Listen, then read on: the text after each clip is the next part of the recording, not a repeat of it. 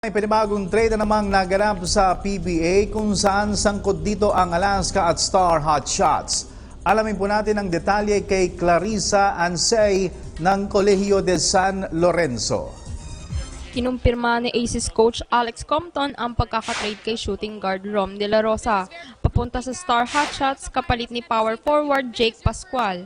Ayon kay Compton, nakatanggap siya ng tawag mula kay Star Hot Shots head coach Chito Victolero noong Miyerkules tungkol sa trade, kung saan tinanggap ng Aces ang nasabing trade na involved sina Pascual at De La Rosa.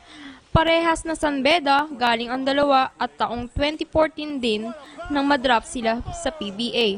Kung saan pang-8 sa overall pick sa first round si Pascual habang pang-13 naman si De La Rosa sa second round pick ng PBA rookie draft.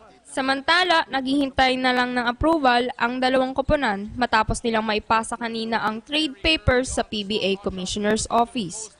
Para sa PTV Sports, Clarissa Ansay, Colegio de San Lorenzo.